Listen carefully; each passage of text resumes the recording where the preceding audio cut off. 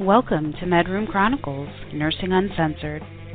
Join nurses and other care providers as they let you in on discussions usually reserved for the privacy of the locked medication room. In this weekly nursing podcast, the filters come off and we tell it like it is. Your hosts, nurses Adrianne Andrew Craig, and Brad McLaughlin, are here to educate and entertain on all things in the nursing world. This podcast is intended for nursing students, nurses, or anyone who wants a sneak peek into the real world of bedside nursing. So join us, laugh along the way, and maybe learn a little something too. And thanks for listening, guys. Hello, nurses. Here at Medroom Chronicles, we may be uncensored, but we are not unfiltered. Protected health information has been changed and concealed to comply with HIPAA. The things we talk about are combinations of years of experience with thousands of patients, things we've read, or stories we've heard. If you think we're talking about you, we're not. Also, we're real nurses here to provide accurate and helpful information, but don't take us as fact without doing your own research. Refer to your state's Board of Nursing, Practice Acts, and your institution's policies and procedures if you have questions about your practice. Lastly, our very strong opinions are ours alone and do not reflect that of our employers or educational institutions. Thanks for listening, and happy nursing, folks. Welcome to Medroom Chronicles, Nursing Uncensored. I'm Adrianne, your host, and I am here with my friend and fellow nurse, Andrew Craig. Hello, Andrew. Hey, Adrianne. How are you? Good. Thank you for joining me again. Oh, yeah, no problem. I'm always excited to be here with you and doing these badass podcasts and talking all nursey stuff. This is episode number 3 for us. Yeah. And boy, do we have an episode in store. Oh yeah, this is where it gets juicy. I am pumped. Pumped about this. So we want to be careful with this topic. We're going to kind of unleash here for a minute. This is actually potentially going to be a series, right, Andrew? So exactly. For every yin, there must be a yang. We must have a balance. We must achieve homeostasis. So today we're going to talk about all of the things we hate about nursing. Why are we doing this? Why? Not to be destructive, not to deter people from being nurses, because I wouldn't trade it for the world. But it's just like your family. There are people in your family that get on your nerves so bad, but you would defend them with your life. So today we're going to talk about all of the things we hate about nursing in no particular order. And then next time we get together, we are going to actually flip the coin and talk about all the things that we love about nursing. Because really and truly, you can't appreciate love unless you know hate. Right? Oh, God, that is so true. You know, that was like some senior year philosophy that I just pulled out of the air. I don't even know if I said things that were cohesive and coherent, but what do you think? I think you're totally right, Adrianne. I mean, nursing is a wonderful profession, and we do a lot of good work for people. And you couldn't be a good nurse and love your job if you didn't care for people.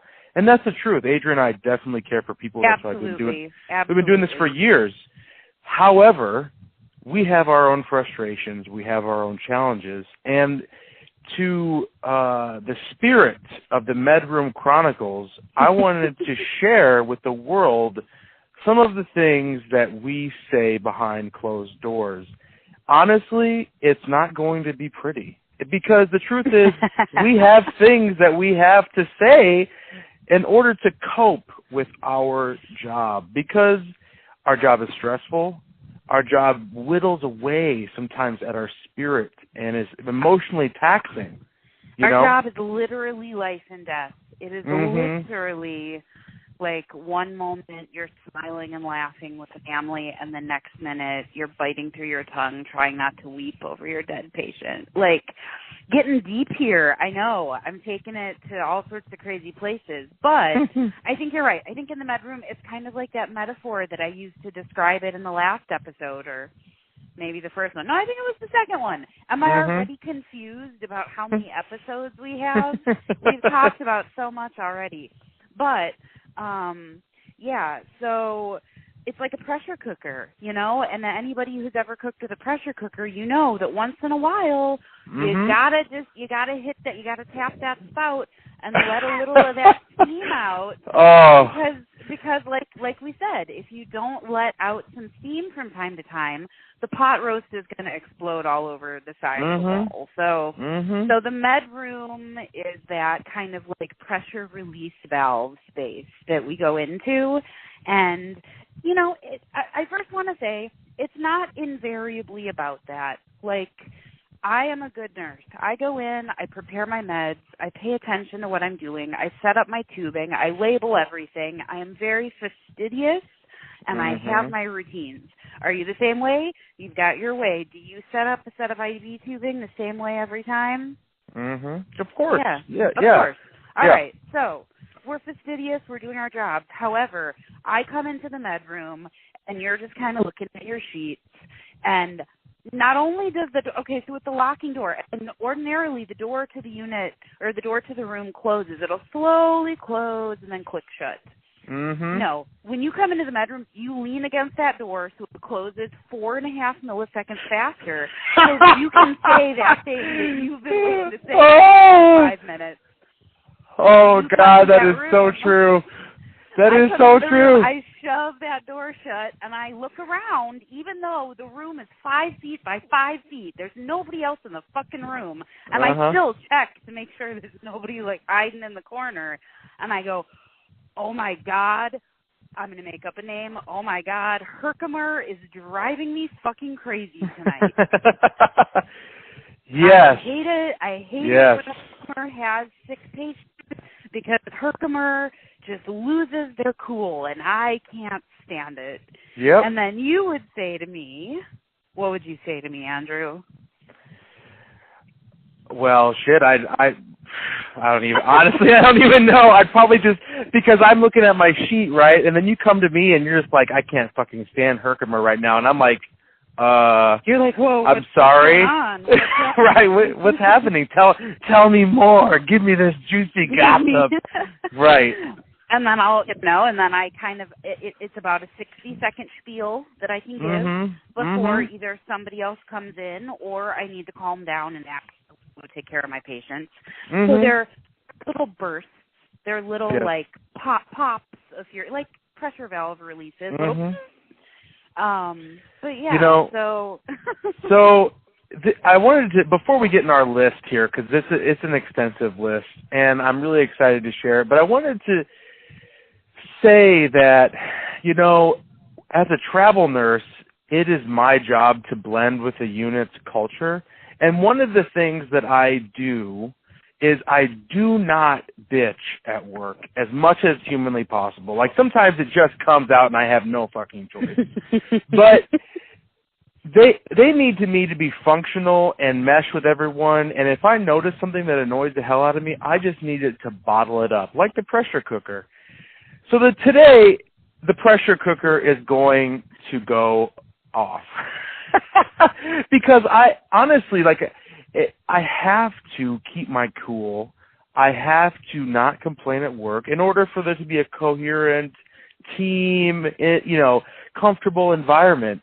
But, sometimes you just got to let it go. You've got to go through and explain your challenges and your frustrations. Otherwise, I don't even know what I would do. So with that being said, I'd love to hear, what's the first thing on your list, Adrianne, that you came up with? My phone just cut for like a full 20 seconds, so I'm going to sit in one place by a window. Oh, okay. Well, I've noticed that sometimes it cut out for you on my end, but it sounds like the recording is fine. Yeah, and I'm going to sit still because I think I'm just moving around too much. Like, my AC is on, so I just I was getting worked up, so I was like kind of walking around my apartment. Right.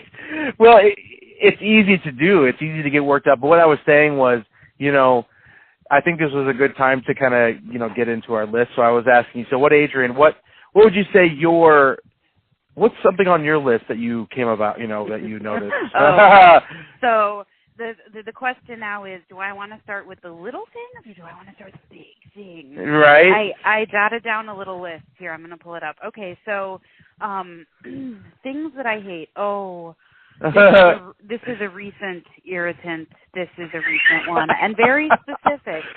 Oh, God. To the pulmonary population. Uh-huh. So I cannot stand when patients who have been prescribed CPAP for long periods of time, it's not new people. It's people who, okay, I don't want to shame anybody, but it's usually men.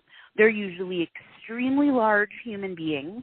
Uh-huh. They have incredible bouts of apnea to a point where you're like standing in the corner of the room wondering if they're going to breathe again. Right. And what you want to say to them is, if you don't put your CPAP on, you're going to die. But instead, you have to say, like, it really is a good idea for you to wear CPAP. Your carbon dioxide levels are really high. It's getting kind of dangerous. And they go, no, or they wear it for 15 minutes. They're on it. They're off it. They're on it. They're off it. They're calling RT. They're calling you. They're calling, and I get it. They're uncomfortable. But I don't want to listen to your alarm ding all night long. You're sound asleep. You don't hear these alarms that are going off literally every 5 seconds. Put your CPAP on. Like literally, the whole reason you're here is because you don't wear your CPAP. And the reason you can't leave is because you won't wear your CPAP. Oh, yeah, that shit happens. I'm very passionate about that because I'm sorry, I didn't mean to interrupt you. No, it's fine. Go ahead. It's the very first thing on the list, and I'm right. But there was a week that we had 2 patients on opposite ends of the unit, and they would off either in unison or in opposition to each other all night long, and they were on our floor for months. And it was just a battle of the sleep apneic patients. It was like, just the alarms. Guys, you don't know. You get sick of listening to a baby cry in a theater for, an hour. Try listening to something going, for 12 hours. And you do literally nothing about it because your patient refuses. They're like, nope, not going to wear it. And you're like, oh, God. And you can't say that. Okay, so that's my number one. I don't want to take too much time on each one. I think I was just going to add that I think that digs at a deeper issue in that people, there's nothing wrong with being an advocate for your own care, but at the same time, if we are adamant that something is going to help your ass live a little longer, it's time to fucking listen to us.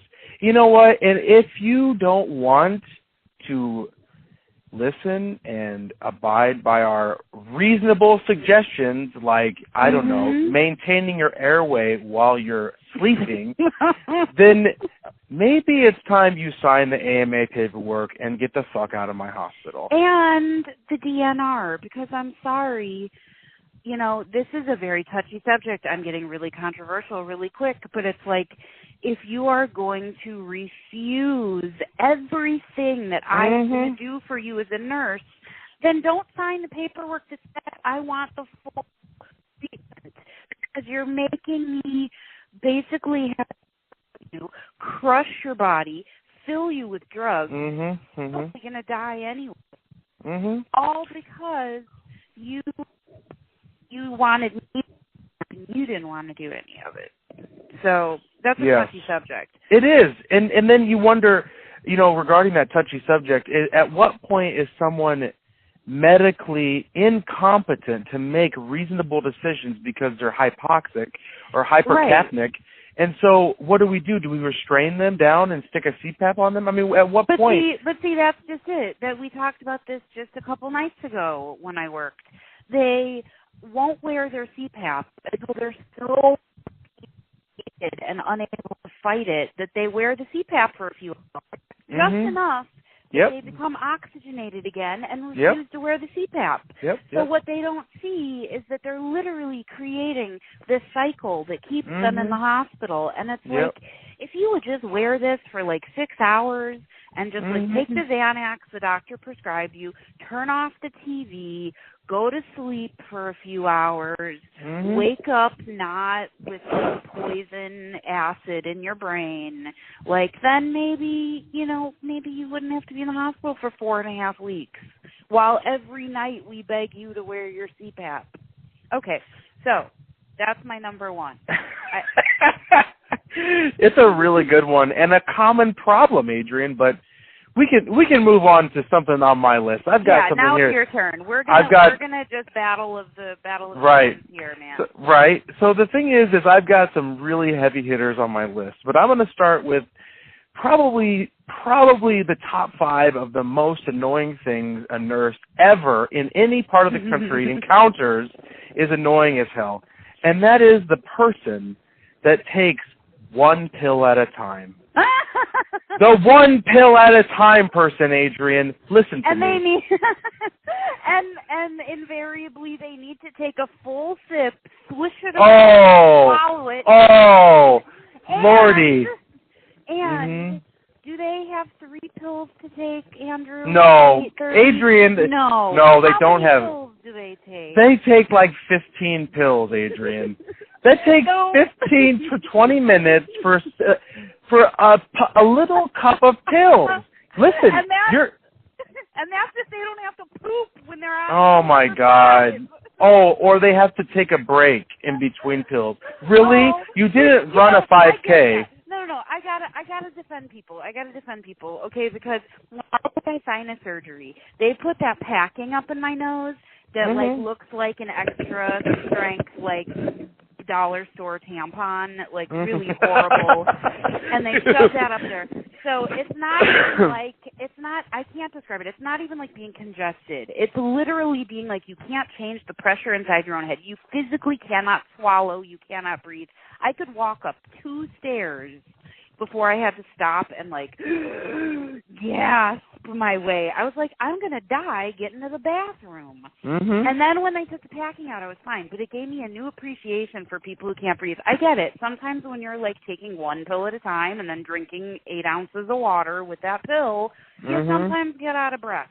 But, those people. Well, and invariably, Adrianne, you encounter one of those people. It's at the beginning of your shift. You've got 4 patients. Everybody's got 1,000 pills. You've got 1,000 assessments to do. Somebody needs to go down to CT. Someone's in respiratory distress. And then you've got this patient that wants to take their sweet-ass time taking their pills. I'm like, listen, mofo, no. I mean, honestly, I let him do it, and I bite the bullet, and I cuss under my breath, and I'm bitching in my mind. But you have to. The thing is, though, Adrianne, anatomically speaking, your esophagus is like an inch wide. There are not pills that are that big. It is physically impossible for pills to get stuck with a little bit of water. Like you can swallow a handful of French fries. Although the coatings, here, I'm sorry, I hate to ruin the fun by being like, actually. But the trick is, here's the pro tip. You have them take a fucking sip first. Right. Like, most people don't do that. You'd be surprised how many people don't do that. They're just like, here's your pills, and then they throw the cup back, and, like, 3 pills stick to their lip because it's so dry. Like, right. So, right. But, yeah, those, and you're right. It's always when, like, the call lights are going off, and your phone is ringing, and there's somebody on the phone for you, and this lady's like, now what's this one again? Oh, and my like, God. For the love of God, that's your call-ace.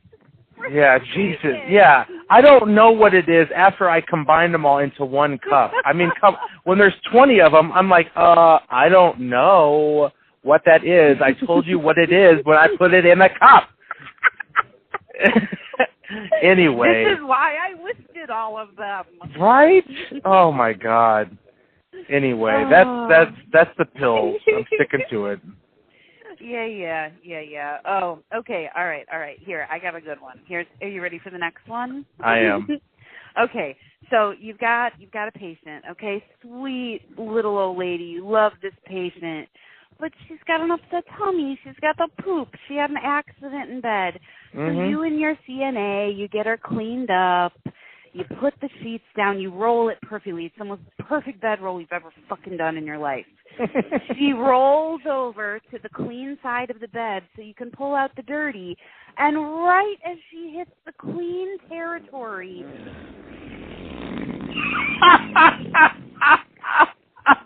and it's bigger than the first one.